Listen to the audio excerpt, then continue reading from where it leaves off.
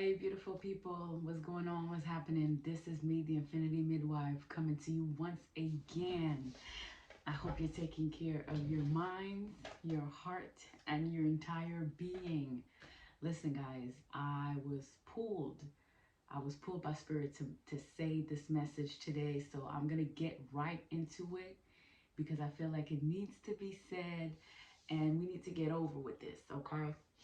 Um, so I was told that um, a lot of people are asking for love. They want love. They want they want someone to love them unconditionally.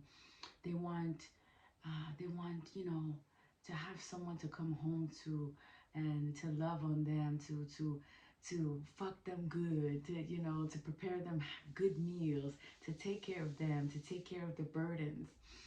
And this type of love, I've come to realize that this is the type of martyrdom love.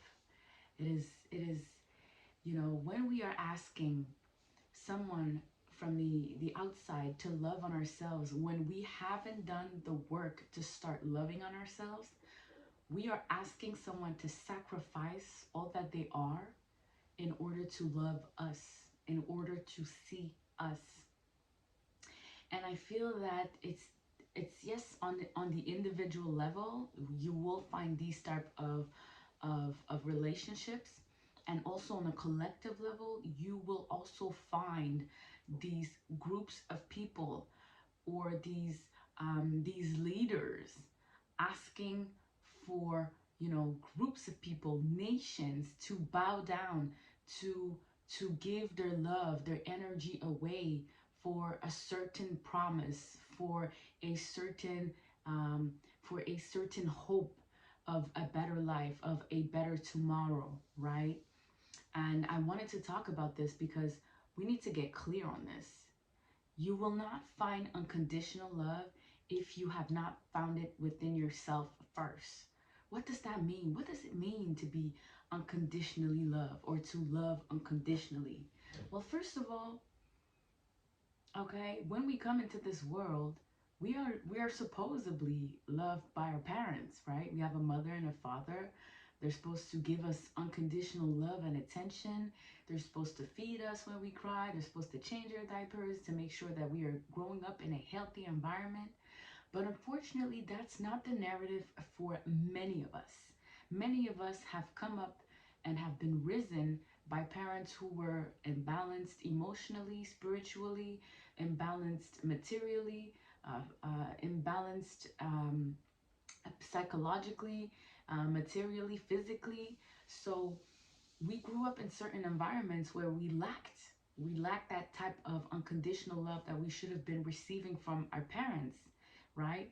Those that grew up in a home where there was unconditional love, meaning that not only our basic needs were met, but also that there was more that was poured into us for us to come into remembering that we are worthy of that unconditional love. And then we can go and make healthy attachments, and we can relate with other people in a healthier way, right? But that's not what many of us have gone through.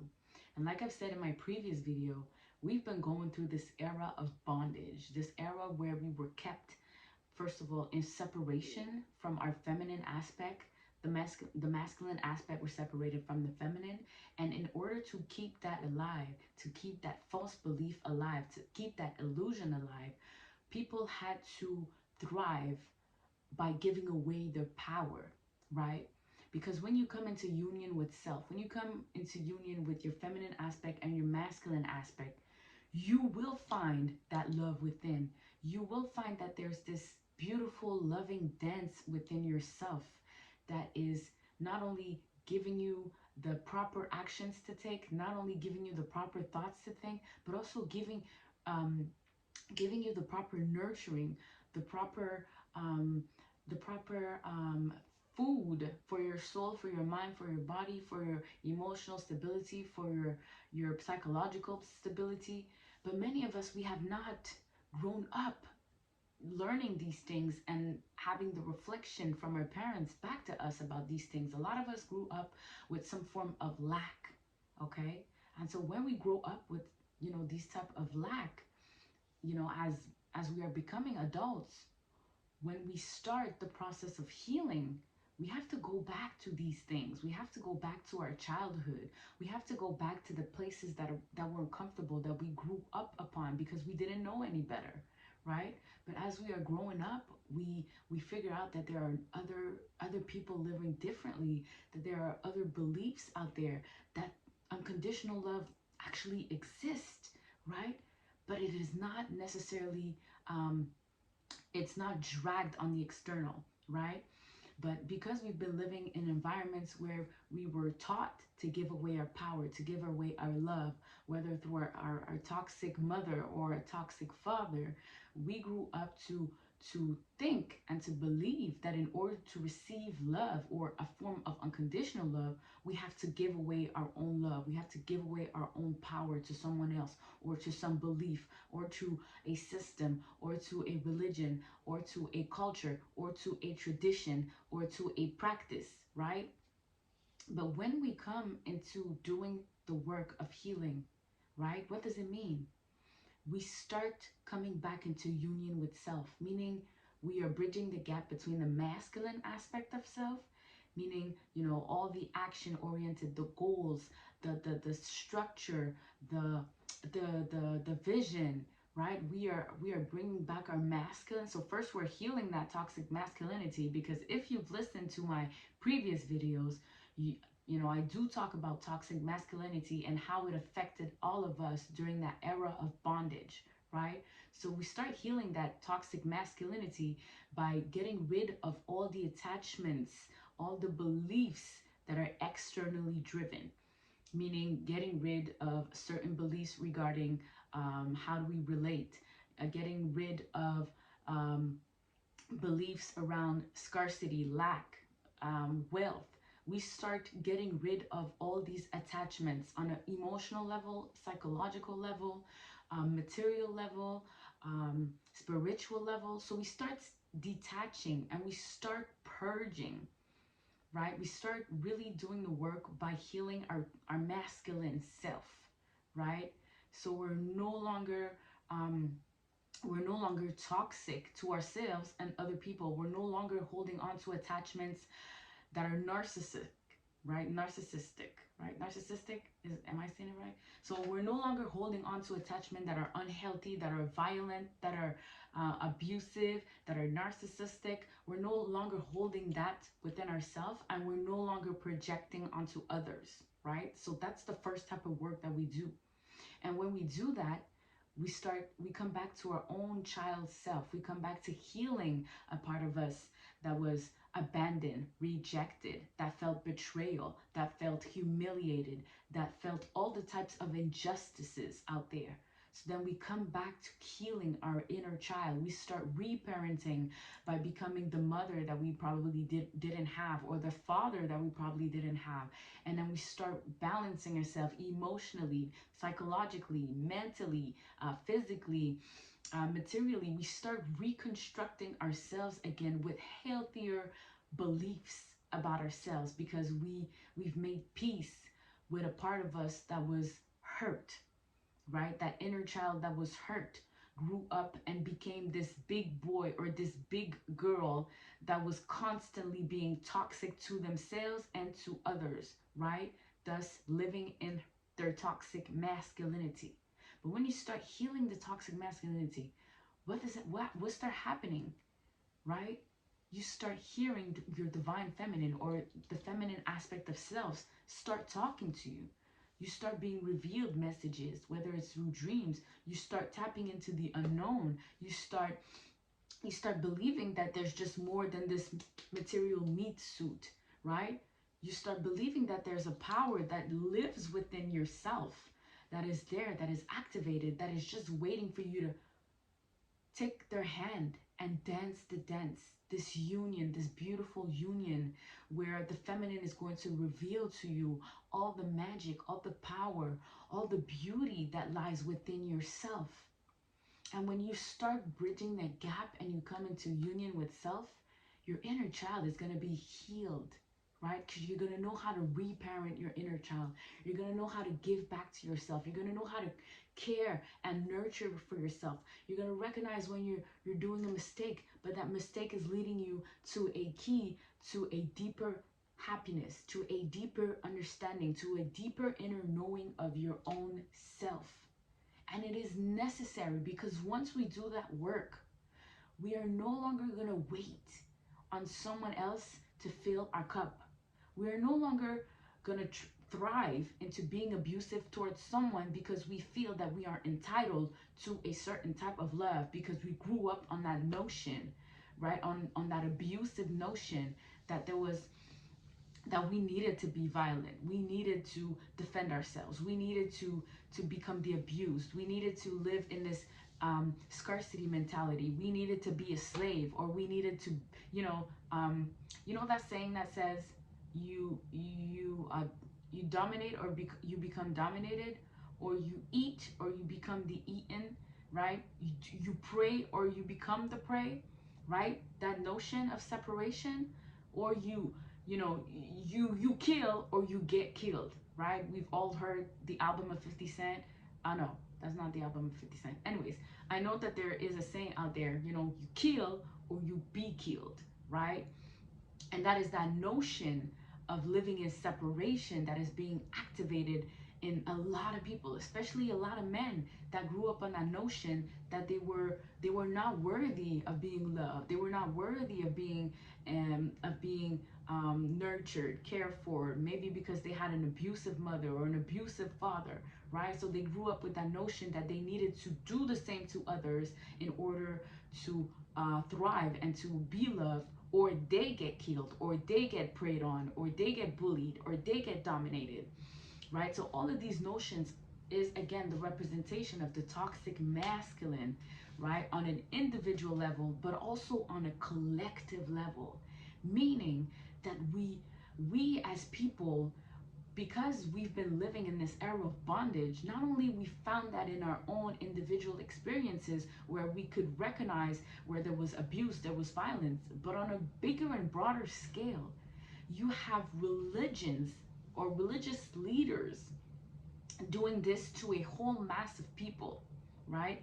Especially I'm talking to, especially my African people, where religion is very important in our lives. We can find that there are a lot of leaders out there who are being abusive to a whole church, to a whole group, to a whole nation of people, because there is this promise of afterlife. Suffer in this life, but in the next one you will be saved. Suffer in this life. Give me all your money when you come to church. Give me all of your paycheck.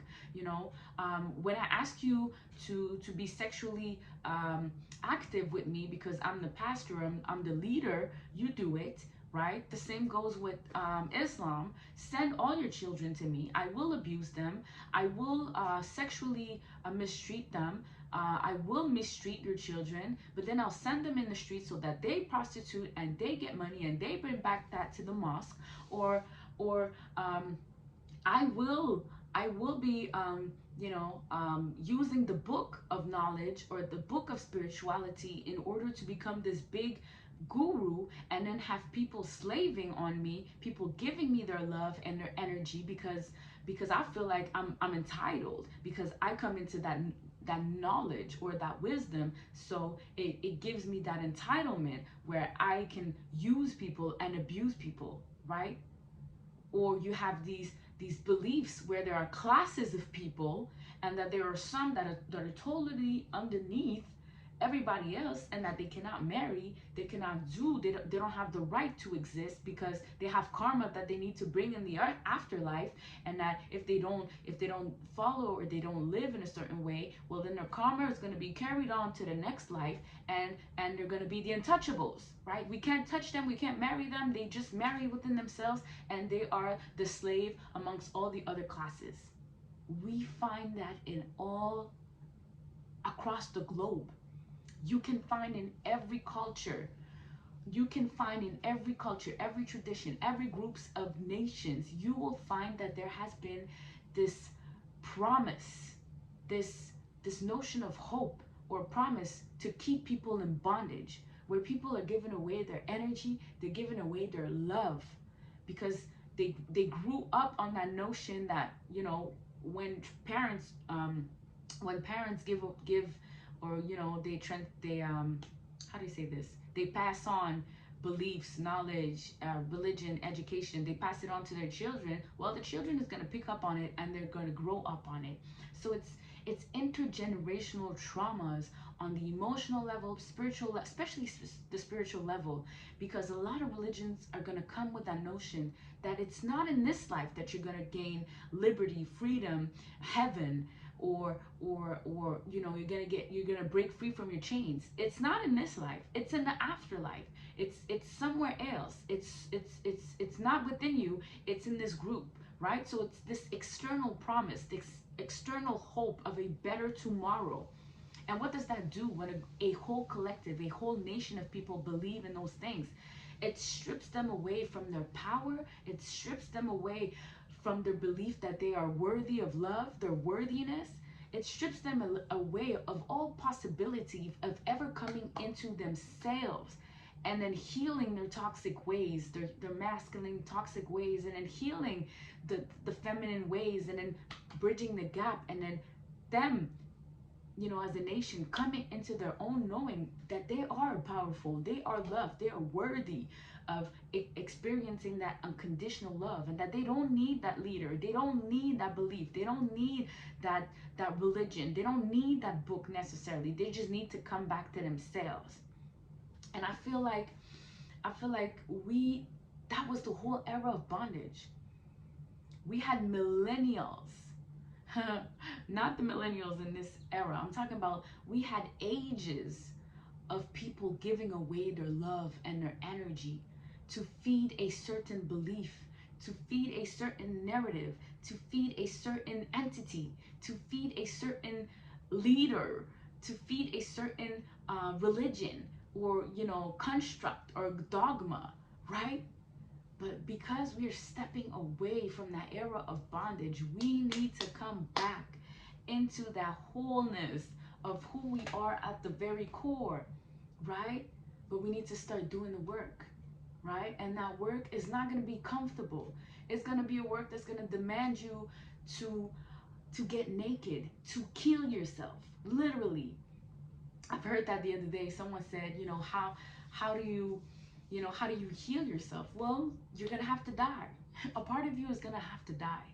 The part of you that's holding on to that toxic, you know, those toxic influences in your life, you're gonna have to die that person. And it's going to be uncomfortable, and you're going to feel that you're losing everything around you. You're going to feel that you're losing relationships. You're going to feel that you're losing status. You're going to feel like you're losing economical growth or economical gains. You're going to feel that you're losing attention. You're going to feel that you're losing validation, appreciation. You're going to feel that you're losing all these things, and it's going to strip you naked to the very deep of your core. But once you do get down to that, that's when you will find your breath again. You will find that you were never really, um, you were never really, um, you were never really straying out of your path. You were actually coming into yourself, but you needed to go through that, right? And it's just, I'm happy that I'm able to get that message this morning and to share it with you guys, because it was, I felt like, you know, a lot of us are going through these difficult times because we are resisting. We have this resistance towards change, towards letting go, towards releasing what no longer serves, because we're so stuck up on a way of how life is supposed to work, of how we're supposed to relate to one another, of how um, wealth is conceived, of how health is conceived, of how healthy relationships look like, of how peace looks like, of um, how spirituality looks like, or feels like, or is, right? We have all these constructs of how mental health is, right? Like, we're living in a sick society that tells us that we have all these mental sickness, but yet nobody takes accountability for the actual sick society that we're living in, right? Living a 9 to 5 job, that is keeping you in this bondage, and in this promise of every 2 weeks you're getting a certain amount of money for the work that you put in. All of this is just to keep you, again, in this era of bondage, and to keep you in separation with self. Because once you come in union with self, what do you think that feminine aspect of self is going to start doing? She's going to start revealing how you can live in abundance with new knowledge, with new wisdom, with you tapping into some gifts and talent that you were straying away because society told you that you needed to be fearful of these things. You needed to fear these things. You needed to not dive into these things because they're demonic. They're the demonic. They're from the devil. They're of the devil. They're whatever have you, right? So my message to you today is, we're all on this path, and we all have a different path to go. But if you are willing, start doing the work today, okay? Because you are worthy of love. You are worthy of peace. You are worthy of abundance, of wealth. You are worthy of peace of mind. You are worthy of a healthy emotional stability. You are worthy of a stable health. You are worthy of a stable mental clarity. You are worthy of a stable wealth, stable way of seeing life. You are worthy of all these things. But if you're still stuck up in the old ways of thinking, of doing, of relating, all these things, you're not going to fully change. Like, change is going to be hard. And I've said it in one of my prophetic dream video. Like, a lot of people are going to come in contact, if you're not doing the work, you're going to come in contact with parts of yourself that you've ignored for a very long time, and that's going to shock you. And if you're not prepared, a lot of us are like, we're just going to leave our bodies, and we don't want to get there. So, like, I'm not trying to instill fear into you, but what I'm saying is, you're worthy of doing the work. You're worthy of coming home to yourself. And when you come home to yourself, you are going to feel so loved, and you're going to want to feel that love on a higher um, on a higher scale. And then you're going to magnetize. You're going to start attracting people that are vibing on the same frequency as you, and you're going to find your world shifting, and it's going to be so beautiful. It's going to be a big reveal, and you're going to feel celebrated. You're going to feel love. But it needs to start somewhere, right? And it only can start with you if you're willing to go there, right? But you have to start doing it. You have to start questioning yourselves, the things that you've been doing, right? The patterns that you've been holding on to, the toxic ways of relating to others, being abusive, being violent, or maybe being the abused, or maybe being the one that has received violence, right? Because, or you've been the one that has been dominating, or you've been the one that been dominated. But these two extremes can no longer sustain life in this era, and where we're going. So we need to come home to ourselves. Let go of the narrative that we need to dominate others, and punish and hurt, and have these power construct over others. And we need to let go of that narrative of, uh, being the victim, being the constant one that people are abusing, being the one that is being constantly being violated, being the one that constantly have to carry the burdens of everyone else. As a notion and as a collective, as a nation and as an individual, we need to stray away from these two extremes. And we need to come back by healing our masculine self, and we need to come back and heal our feminine selves. And when we do, we come back into balance within ourselves, and we're going to find worthy, unconditional love. And we're going to relate to people. We're going to find our tribe, and we're going to be able to do great things. That know, you guys. Stay well, stay safe. Take care of your minds, your heart, and your being, and know that you're worthy. Wherever you are on your evolutionary process, you are loved, you are worthy. Keep going. It's not so much of, yes, you're gonna find references in how you're going on, you're leveling up on your process, but it is gonna be a lot of introspection. It's gonna be a lot of doing the work. Okay? On that note, guys, peace.